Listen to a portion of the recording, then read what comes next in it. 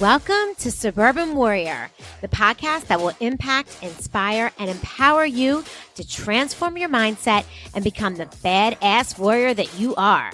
I'm your host and fellow warrior, Chrissy Pfeiffer, former clinician and corporate marketing exec turned multi-passionate entrepreneur, performance and life coach, and mom to 4 not-so-little warriors. Each week, I will bring you honest conversations with inspiring guests to share their stories of resilience, optimism, success, and simple yet effective strategies so that you transform your thoughts and change your behavior to get the results you want in your life. You will be empowered to take action, warrior up, and believe in you. Let's do this.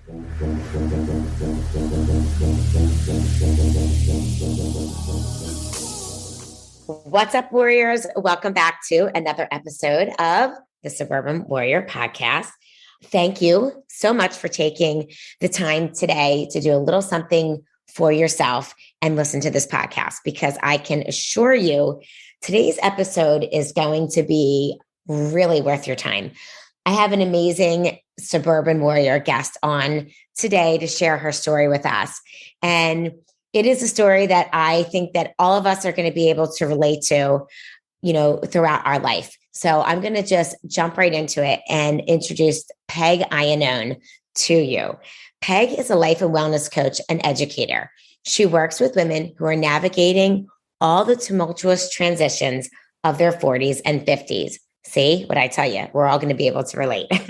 Peg has a master's degree in educational psychology from Fordham University and trained at Duke Integrative Medicine as a health and wellness coach. In her practice, Peg integrates her knowledge of cognitive science with her love of mental and physical health to help her clients make sustainable changes in all parts of their lives. Peg is a mom of 3 teenagers, so she approaches coaching with compassion and plenty of humor. She is passionate about helping women find and cultivate their own inner wisdom and living their best lives. Peg, welcome to the podcast. Thank you, Chrissy. I'm so thrilled to be here. I am thrilled to have you here as well, because I know that you're such an amazing coach and you have a thriving coaching business. But I also know that you're just an amazing, fabulous woman. And I can't wait for my listeners to kind of hear your story and how you built this amazing coaching business and sort of what led you there. So, I know that your passion is helping women in their 40s and 50s. And that's right in my sweet spot, as I'm sure it is for you as well. So tell us a little bit about yourself and sort of how I know that you went through a transition in your 40s, right? And we talked about that a little bit earlier. I think being in your 40s and early 50s, it's an interesting time. So why don't we just start with what you went through to get to this point? Yeah. So, the 40s, mid 40s, I like to think of as like you buckle in to get on a really crazy roller coaster because And the thing about it is, everybody sort of warns you about pregnancy and, having young children and, all of that parts of life. But we don't really talk that much about what sort of happens to women when they hit their mid to late 40s. At least I think that that's sort of like the sweet spot of when things like life really starts to change. And for me, just to give you a little bit of background about me, I studied educational psychology when in grad school, and then I worked in special ed for a while. I worked in private practice, and then my husband, is a physician and researcher. So he, lived a very, very, his career was extremely busy. So I took a lot of time off to be with my kids and raise my children. So at the time, when I sort of got to my mid 40s, my kids were sort of hitting like that tween age, right? So for me, it was really a perfect storm of so many changes sort of hitting my life at once. So my oldest daughter was transitioning from elementary school to high school, in and of itself doesn't sound like that big of a deal, but, she had been in the same school for for 10 years. So that was a big transition. And then my husband took a new job and he was going to be going to Asia and spending a lot of time like working there. And then physically, I think that there was a lot of things going on below the surface on the hormonal level, a lot of changes that, I really wasn't aware of. And then emotionally, another thing that was happening for me was I was turning the age that my mother was when she died, when she passed. So I think that subconsciously, all of these things were just having a huge impact on me without my even realizing it. And the thing is, Chrissy, that a lot of the tools that I just used to get through my normal stress in life weren't working anymore. Like the workouts or the glass of wine with friends or the kibitzing and chatting with people. I was just finding myself like in this place where like none of those things were really helping. And what happened to me personally was that the more I was feeling these things sort of rising up in me, and the more I didn't know and understand what it was that was happening, the deeper it was pulling me down. So what happened with me was that I was actually having like physical manifestations of like my emotional stress. And I'm a huge believer in the mind body connection. So, I think that is, and with women, at this age, everything is so interconnected, right? So when we feel upset mentally, like we feel it, physically in our bodies. And, what happened was I was worried so much, about my health and my own well-being. And I was starting to have all these like muscle twitches, like in my body. And I remember going to see a neurologist at the time, and he kind of looked at me like, "What are you doing here? Like, no, you're fine." And like, go home, like, go get away. And I just kept trying to find like somebody to like find the answer, like find something to help me. And it was sort of like this spiral, because I remember going back to that same neurologist 2 weeks later, and he looked at the top of my thighs, and I said, "Look, this is what I'm talking about." And it was like worms under my skin, like my muscles were twitching so hard. And he kind of looked at me and said, that wasn't going on 2 weeks ago, and I said, "I know, see?" And, it sort of led me down this path of having to go, to see, a bunch of other specialists and get a bunch of tests and do this doctors and blah, blah, blah, and that whole thing. But the truth was that I was just looking for somebody to help me understand what was going on inside. And I was feeling such fear and panic that there was something really, truly wrong with me. And I've had this conversation with other women before who've found themselves, like in the same situation. But my husband went to Japan, and the next morning I left my 3 kids standing on the porch in an ambulance because I thought I was dying. I thought I was having a heart attack. And of course it wasn't. It was a panic attack, but it didn't feel that way. It felt so real to me. And it was so, terrifying. And the thing so about let me just ask, I just want to ask you, because it's so impactful, and you're saying so many poignant things that I just want to point out. First of all, I just want to go way back to say that you said, like, what a great point that everybody talks about pregnancy, which is 9 months of your life. Right. Going through, again, all these hormonal changes, whatever you want to call it, perimenopause, menopause, whatever. It's like the rest of your life, because like once you go through the change, and it takes like 10 years to even go through and whatever, but like, it's not 9 months, and no one's talking about it. And no one's talking about the mental, physical, and how insane the changes are in all of our bodies. So I think that was such a valid point. And it just validates why we're having this conversation today, because this conversation needs to happen more.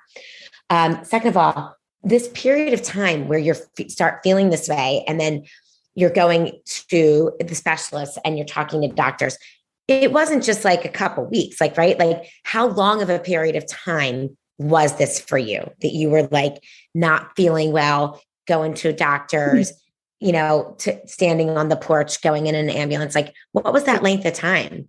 Well, interestingly, it was probably about 2 months time.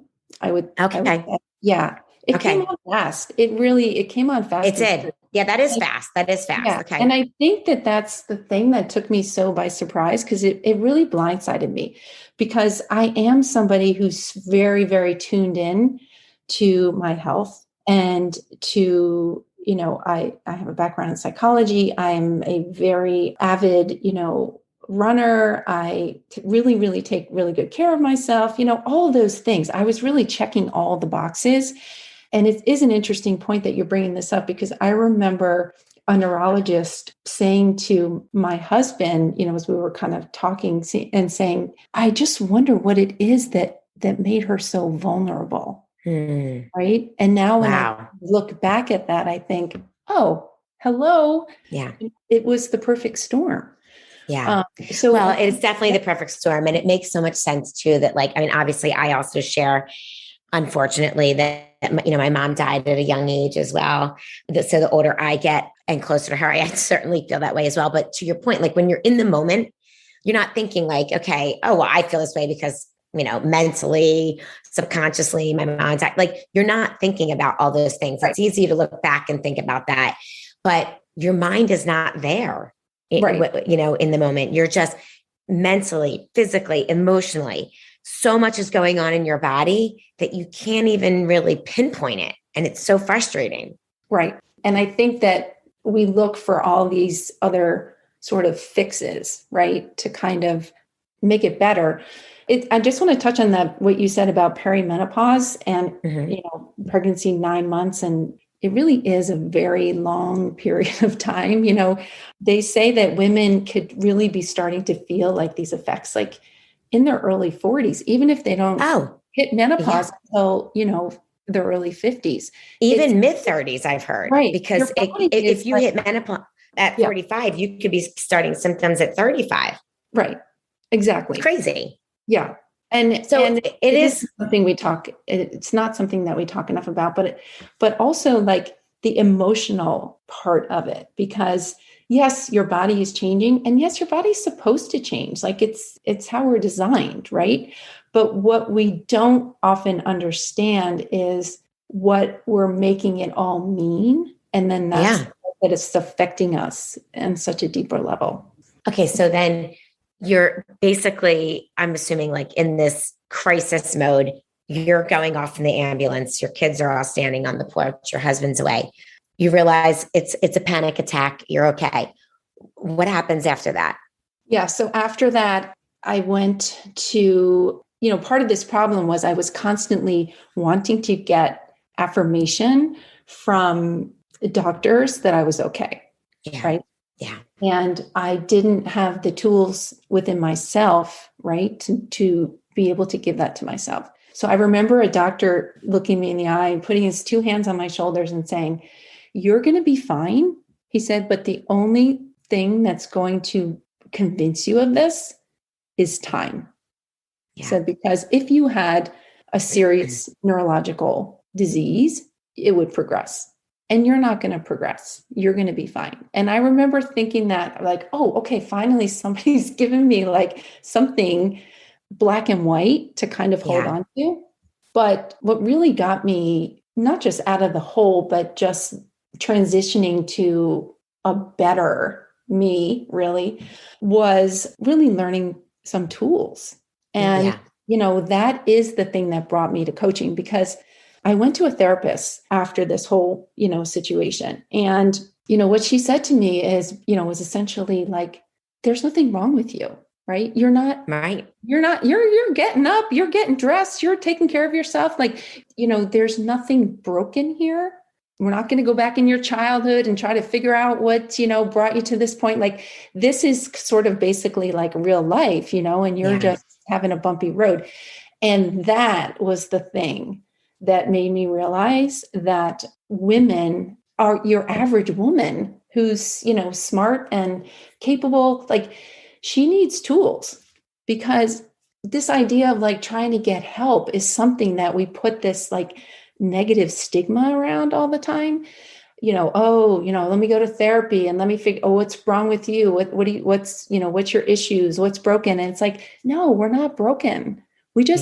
just need tools to navigate through this in a way that like serves us instead of. Exactly. And I do think, I mean, I think it's slowly getting better. I think the mental health conversation, it's definitely in the forefront more. Mhm. I do think people still are much more hesitant to say, even say I have a coach, I have a coach, I have a therapist, I have a psychiatrist, whatever it is. They're way more hesitant to say that than to say, I went to the dermatologist or I went to the neurologist, right? Which again, it shouldn't be any different, really, because it's mental and physical. There should be really zero separation. Any kind of the mental illness is a disease of hormones in the brain, and it's an imbalance. And the more that we can understand that and start having real conversations about it, the better it is and serves us all, because everybody has times in their life where they have some imbalance. I mean, I shouldn't say everybody, but most people, right? I mean, it's part of our human nature. And just like we have to go to the doctor for a physical symptom, there are times in our life that we have to go to the doctor for a mental symptom as well. And I think the conversation is getting better, but I don't think it's anywhere where it needs to be. And especially for women, I just feel like, there's we're carrying so many burdens, we're doing so many things, we're wearing so many different hats that we don't ever want to take the time to slow down and say, wait a second, I might need a little help here. Mm-hmm. So yeah, I agree. I do think that with coaching though too, I've learned so many tools for myself. And that I always say that I became a coach really just to fix myself first and foremost. Because, 100%. right? Yeah. I mean, these are all tools and practices that I put into place for myself. And everything that I'm learning about personal development, it's all to serve me. So while, it is a little self-serving in a way. Yeah, well, I agree with you, but I also think that the more you can learn about how to do something yourself, the more you can guide somebody else through it. Totally. So yes, it might be self-serving on some level, but Right. it does have a really huge benefit to those people that, you want to work with and help. Yeah. So absolutely. So basically you went from a state of, really crisis, feeling like you were dying, feeling like you had something horribly wrong with you, which is really just such an emotionally straining place to be, especially when you're a mom and you have to be present and be doing all these things. And then you had a doctor to sort of help you, guide you, and you learned the tools that you needed to learn for yourself. And I'm assuming, being a coach myself, that those tools are things that you do on a daily basis. Oh, absolutely. Yeah. And to tell you the truth, the medical doctors really just tried to give me like that medical reinforcement. And then the thing that got me into coaching was I really couldn't find the tools. And what I did was, I tried to read all the self-help books, which are great. It's great to read a book, but it's much different to be able to take those things that you're learning and like put them into actual practice, right? I think that kind of sums up how I help my clients the most, is because, we all can read about different tools, right? But to be able to actually like learn how to use them and see, how you get from A to B, Yeah, and how it can be different. totally. Yeah. That was the part that helped me the most, honestly.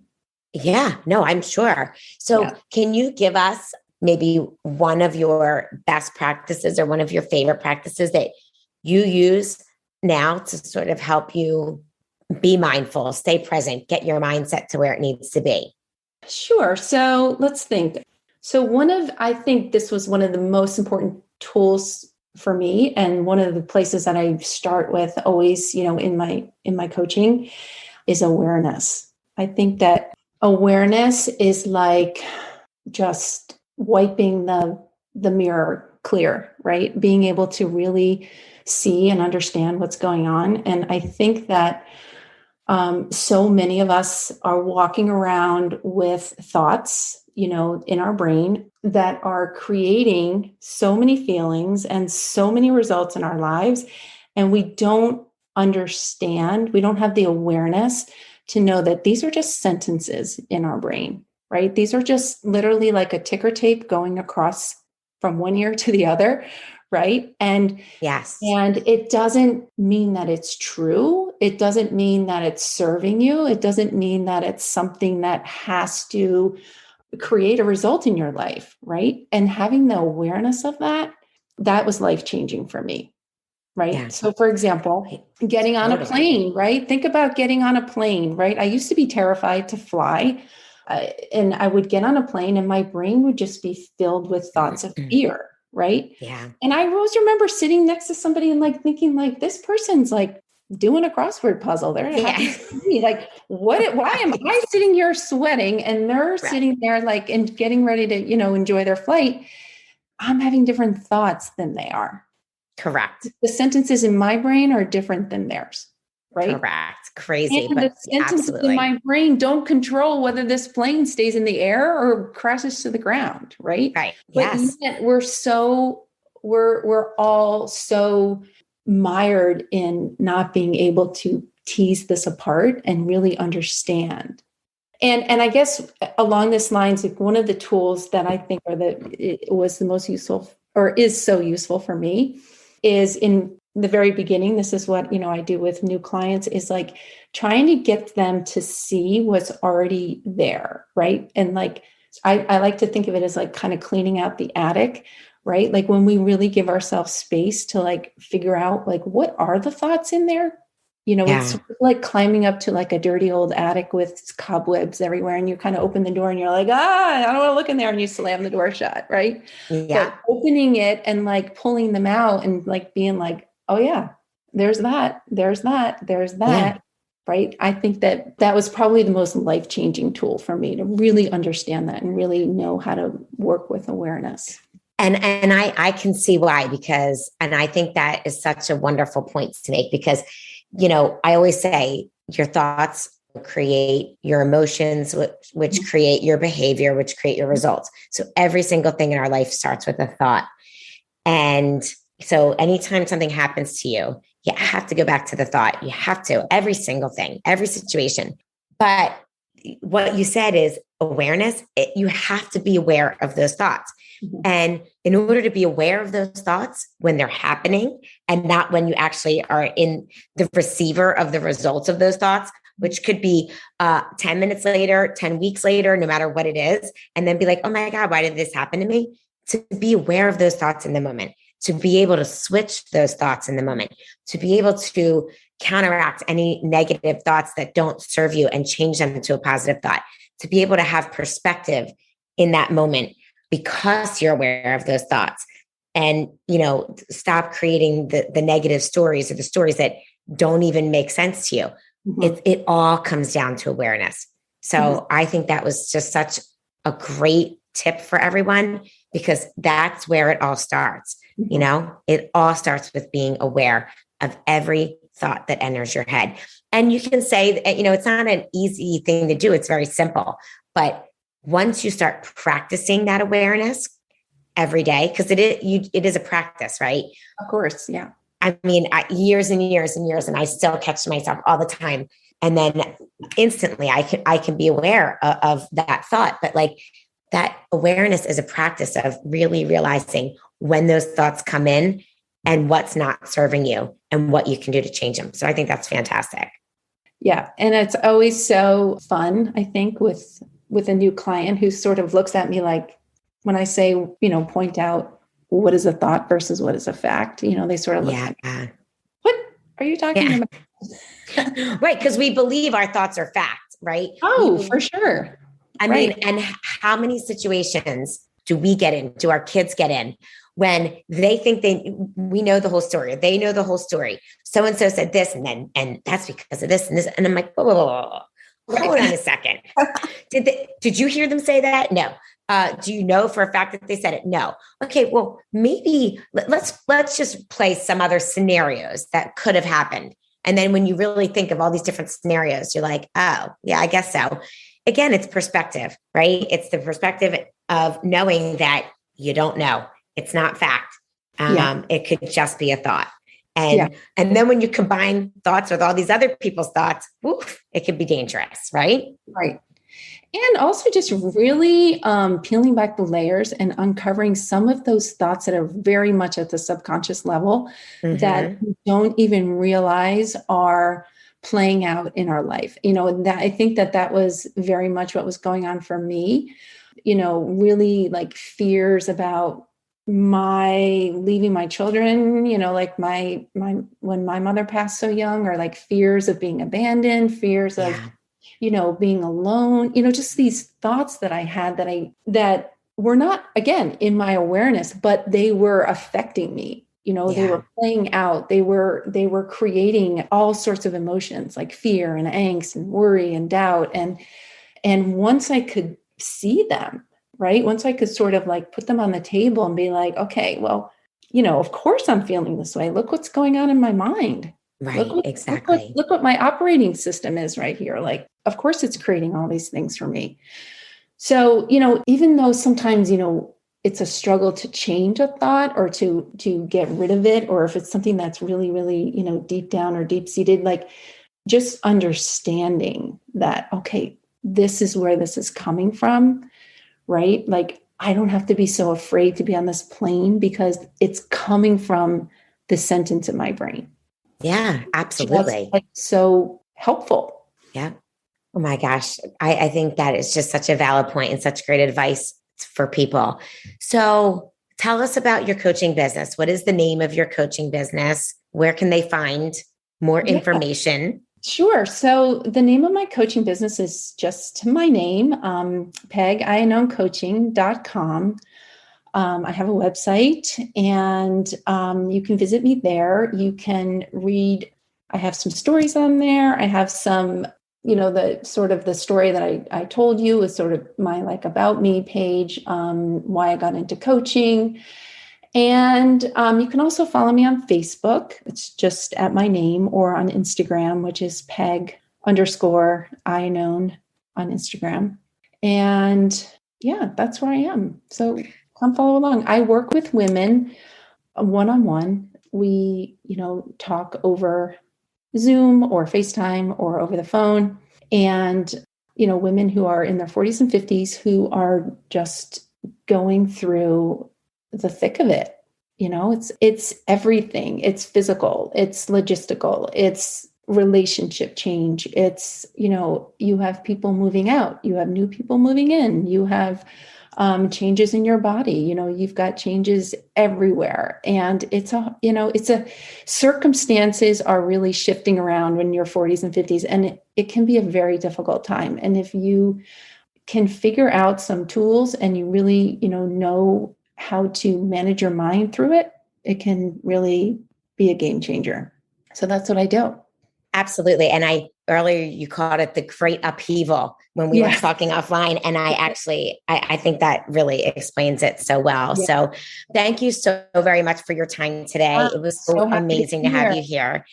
Guys, please follow Peg on Instagram and Facebook. Of course, you can find me at Suburban Warrior, and drop us a rating and review because we would love to hear what you think.